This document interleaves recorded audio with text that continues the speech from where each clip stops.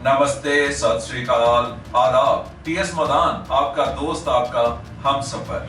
अगर आपके परिवार को कोई मेंबर, कोई फ्रेंड, कोई कोलीग, कोई क्लासमेट अगर आपको मजाक में भी ये कह रहा हो जब मर जाऊंगा ना तब मानोगे, या फिर जिंदगी में कुछ नहीं रखा है, इससे अच्छा तो मर ही जाऊं, या ऐसे कुछ और डायलॉग्स अगर मजाक में भी बोलता है तो प्लीज प्लीज प्लीज इन्हें इग्नोर मत कीजिए। आत्महत्या करने वाले पागल नहीं होते हैं, उनका दिमाग खराब नहीं होता है, वो तो बेचारे किसी ना किसी दुख का शिकार होते हैं, दुखी होते हैं, किसी ना किसी डिप्रेशन में होते हैं।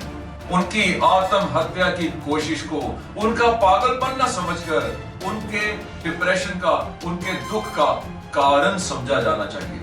आत्महत्या करने वालों के लिए आसान रास्ता नहीं होता, केवल दूसरों को लगता है कि कितना आसान रास्ता चुन लिया।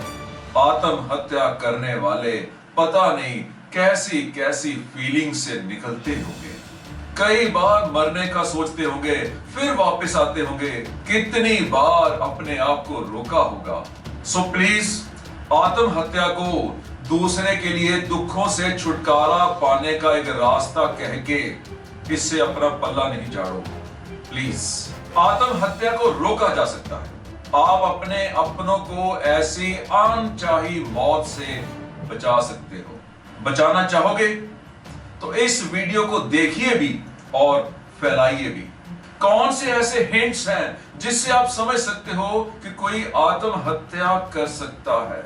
जब भी कोई बुझी बुझी बातें करे, लो बातें करे, कुछ ऐसा बोले कि मेरी तो किस्मत भगवान ने सबसे गंदी लिखी है, मैं इस धरती पर बोझ हूं, मैं अपने परिवार के लिए बोझ हूं, मैं अपने परिवार के लिए कुछ नहीं कर पाया, ऐसी बातों को आत्महत्या के शुरुआती हिंट्स मानना चाहिए। कोई मौत के सब्जेक्ट पर शायरी करे, कहानियां लिखे, मरने के गाने गाए, तो भी ये आत्महत्या करने की शुरुआती निशानियां हैं। कोई हर बात पर आपको कन्विंस करे कि दुनिया में सभी होप्स खत्म हो चुकी हैं, कभी भी अच्छे दिन नहीं आ सकते, हालात कभी भी नहीं सुधर सकते, तो ये भी आत्महत्या की शुरुआती निशानियां हैं। अगर कोई किसी गिल्ट का शिकार हो जाए, आत्मगिलानी महसूस करता हो, अपने आप से नफरत करने लगे, तब भी इन्हें आत्महत्या की शुरुआती निशानियां मानने में ही भलाई है।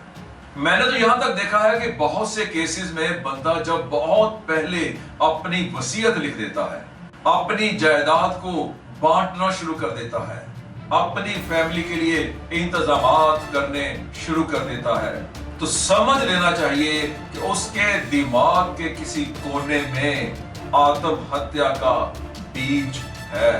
अगर उसके व्हाट्सएप मैसेजेस, उसके फेसबुक स्टेटस में कुछ ऐसे हिंट्स मिले, अलविदा, गुड बाय मेरे दोस्तों, तो इन्हें भी लाइटली मत लेना। खुदकुशी के, आत्महत्या के, सुसाइड के हिंट्स मान लेना। आत्महत्या का ख्याल मन में आने के बाद अपनी बॉडी से प्यार कम होना शुरू हो जाता है। बंदा वो सब काम करने में परहेज नहीं करता जिनमें अपनी जान भी जा सकती है। बेइंतहा पीना, बेइंतहा ड्रग्स का लेना, रैश ड्राइविंग करना, एटसेट्रा। अभी तक मैंने जो भी बोला है, अगर इनमें से कुछ भी आप अपनों में महसूस करते हो तो ये आपकी रिस्पॉन्सिबिलिटी बन जाती है कि आप उनकी मदद करें, उनको सही राह दिखाएं, उनको ये एक्सट्रीम स्टेप लेने से रोकें। मेरी स्टडी कहती है कि किसी ऐसे व्यक्ति के साथ बैठने से, उसको सुनने से, उसे आत्महत्या करने से बचाया जा सकता है। आप उसे एडवाइस दे पाए या नहीं, आप उसकी हेल्प कर पाए या नहीं, केवल कंसर्न शो करने से ही उसकी खुदकुशी के चांसेस कम हो जाते हैं। उसके पास बैठिए, उससे पूछिए कि तेरे में कोई उदासी नजर आ रही है, कुछ डिप्रेशन दिखाई दे रहा है, कुछ लो फील कर रहे हो, मुझे बताओ क्या हुआ है। उसको अपने शोल्डर दो, उसको अपने कान दो, उसके सिर पर हाथ रखो, उसको उसकी घुटन से बाहर आने दो।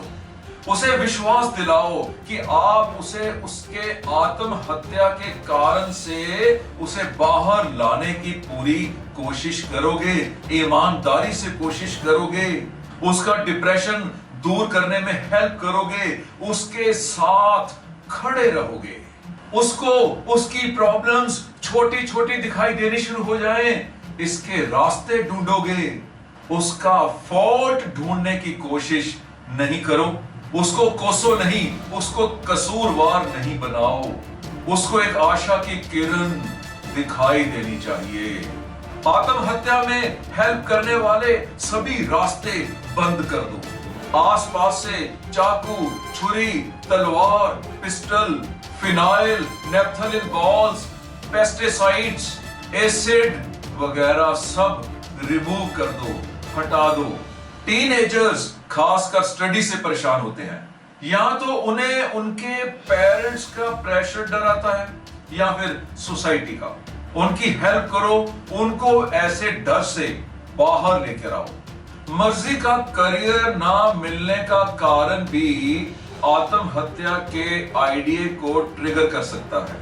अपने बच्चों को उनकी मर्जी का करियर चुनने दो। डरो नहीं कि फेल हो जाएंगे, दोबारा कोशिश कर लेंगे, नहीं तो डिप्रेशन में जा सकते हैं और आत्महत्या का एक कारण बन सकता है। पैसे की कमी भी आत्महत्या का एक कारण बनती है, गरीबी नहीं, बदनसीबी। जब देनदारी इतनी बढ़ जाए, जब अपनी इज्जत का खतरा दिखाई दे, तो आत्महत्या का ख्याल पनपता है। उनको बताओ कि पैसा तो कभी भी वापस दिया जा सकता है, अधिक से अधिक क्या होगा, बदनामी, बेइज्जती, बैड नेम, कोर्ट कचहरी, जेल। अगर जिंदगी रही तो पैसा कभी भी कमाया जा सकता है, कभी भी चुकाया जा सकता है। जिंदगी में बदनामी का जो दाग लगा है उसे मिटाया जा सकता है, लेनदारों को जवाब दिया जा सकता है। लेकिन अगर जिंदगी ना रही तो सब कुछ एज इट इज रहेगा, बदनामी, बेइज्जती। जान है तो जहान है। आत्महत्या एक स्वार्थी कार्य है, खुद की दिक्कतों को कम करने का आइडिया एंड परिवार के बाकी लोगों की दिक्कतों को बढ़ाने का आइडिया। माँ बाप, बच्चे, बीवी, हस्बैंड सभी को दुख देने का, कष्ट देने का आइडिया। और अगर वही कारण है तो उनको दफा करो। उनके कारण अपनी जिंदगी को क्यों खत्म किया जाता है? माय डियर फ्रेंड्स, मैं वो सब दिन देख चुका हूं जहां पर आत्महत्या का, खुदकुशी का ख्याल आता है। मैं भी जिंदगी में पुलिस, पॉलिटिशियंस एंड प्रेस के जुल्मों का शिकार हुआ। मेरा परिवार मेरे साथ था, मेरे दोस्त मेरे साथ थे, क्योंकि मैं एक लाइफ कोच हूं। मेरी ट्रेनिंग्स, मेरे प्रोग्राम्स, इसका फर्स्ट बेनिफिशियरी हमेशा मैं होता हूं। मैं केवल एक ही चीज जानता था, एक ही बात जानता था कि अगर मैंने आत्महत्या कर ली तो ये जीत गए, और अगर मैंने नहीं की तो मैं जीत गया, और मैंने जीत के दिखा दिया। मैं कहां से कहां पहुंच गया, और वो लोग जो मेरी आत्महत्या का कारण बन सकते थे आज कहीं भी दिखाई नहीं दे रहे। अगर आत्महत्या सही रास्ता होता तो भगवान कृष्ण भी जुल्मों का शिकार हुए थे, वो आत्महत्या करते, गीता नहीं लिख पाते। भगवान राम भी 14 साल का वनवास काटने की जगह आत्महत्या करके चैन की नींद सोते। क्राइस्ट सूली पे चढ़ गए, गुरु तेग बहादुर शहीद हो गए, गुरु अर्जन देव जी को गरम तवे पर बिठाया गया। ये लोग इसीलिए भगवान हैं। कितने ही आजादी के परवानों को काले पानी की जेलों में रखा गया। नेल्सन मंडेला ने अपनी जिंदगी के 27 इयर्स 27 साल जेल में बिता दिए।